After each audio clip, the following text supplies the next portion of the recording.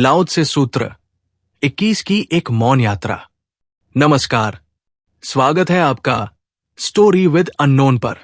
आज हम यात्रा कर रहे हैं लाओ त्से के 21वें सूत्र की। एक ऐसा सूत्र जो मौन में छिपे ब्रह्मांड को उजागर करता है। एक ऐसा सूत्र जो हमें सोच और प्रश्नों से परे ले जाता है।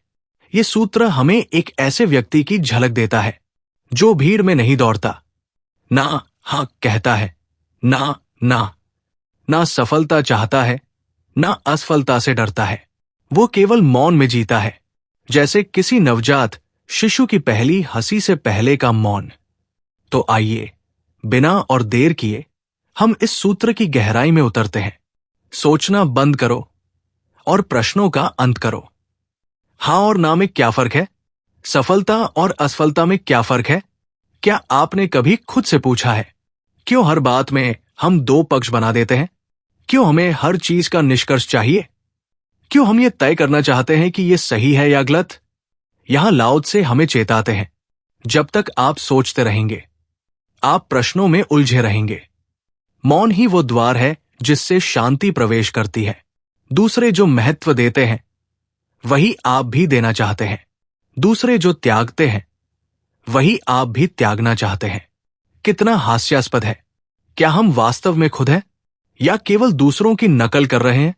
हम वही चाहते हैं जो दुनिया चाहती है, यश, प्रसिद्धि, पद, पैसा। हम वही त्यागते हैं जिसे दुनिया तुच्छ मानती है। लेकिन क्या ये आत्मा की स्वतंत्रता है या एक और परत भीड़ की? दूसरे लोग उत्साहित हैं, जैसे वे युद्ध के मैदान में जा रहे हों। मुझे कोई परवाह नहीं। मेरा चेहरा भावहीन है, जैसे किसी नवजात की पहली हंसी से पहले की शांति। यहां लाओ त्से किसी आलस्य की बात नहीं कर रहे, बल्कि एक गहन स्थिति का वर्णन कर रहे हैं, जहां मन स्थिर हो चुका है, जहां न हर्ष है न शोक, जहां केवल मौन है।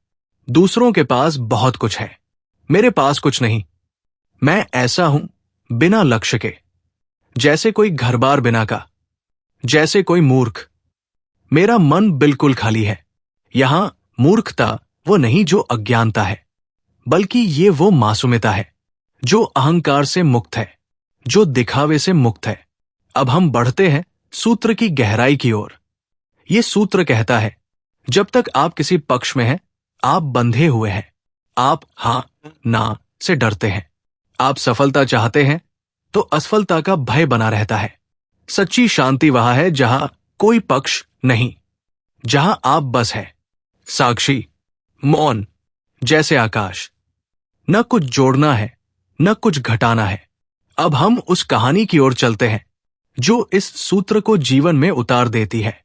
कहानी जिसके चेहरे पर कोई भाव न था। निशांत एक सफल इंजीनियर था। बड़ा पैकेज, बड़ी कार, बड़ा घर, लेकिन अंदर से खाली। रात को सो नहीं पाता। कभी किताबों में उत्तर ढूंढता, कभी ध्यान में, कभी धर्म बदलता, लेकिन सवाल वही रहते, मैं कौन हूं? क्या यही जीवन है? एक दिन सब छोड़कर वो निकल पड़ा हिमालय की ओर। वहां उसने सुना, एक बाबा है जिनका नाम कोई नहीं जानता। लोग उन्हें बाबा एकांत कहते हैं। वे न बोलते हैं, न हंसते हैं, न डांटते हैं, बस मौन में रहते हैं। लेकिन जो उनसे मिलता है बदल जाता है। निशांत पहुंचा उस कुटिया में। बाबा एकांत को देखा। चेहरे पर कोई भाव नहीं, न संतोष न असंतोष, बस मौन।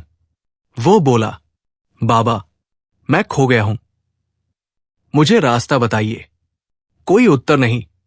पहला दिन वो परेशान हुआ, दूसरे दिन वो और बेचैन हुआ, तीसरे दिन वो चिल्लाया, रोया, लेकिन बाबा मौन।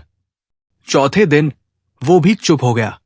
वो बैठा, पेट देखे, आकाश देखा, अपने भीतर देखा, सांसों को महसूस किया। और कुछ दिन बाद प्रश्न खुद ही गायब हो गए। अब उसे उत्तर की जरूरत नहीं थी, क्योंकि अब प्रश्न ही नहीं थे। वो बाबा के पास गया, सिर झुकाया। बाबा ने अब भी कुछ नहीं कहा, पर निशांत समझ गया। उत्तर मौन में था। बिना शब्दों के, बिना दिशा के, बिना आकांक्षा के। इस सूत्र का सार यही है, जब हम दिखावा छोड़ते हैं, हम अपने मौलिक स्वरूप को पहचानते हैं। जब हम दूसरों की इच्छाओं के पीछे भागना छोड़ते हैं, तभी हमें अपनी आत्मा की पुकार सुनाई देती है। और जब हम सोच बंद करते हैं, प्रश्न अपने आप विलीन हो जाते हैं। अब आपसे एक प्रश्न, क्या आप भी उस अवस्था की ओर बढ़ना चाहते हैं जहां शब्द समाप्त हो जाए और मौन आरंभ हो? तो कमेंट में लिखिए, मैं लाओ त्से के मौन मार्ग को अपनाता हूं। अगर यह वीडियो आपके मन को छू गया हो, इसे जरूर शेयर करें। स्टोरी विद अननोन को सब्सक्राइब करना न भूलें। अगली बार हम लाएंगे लाओ त्से का सूत्र 22। जय मौन, जय शून्यता, जय ताओ।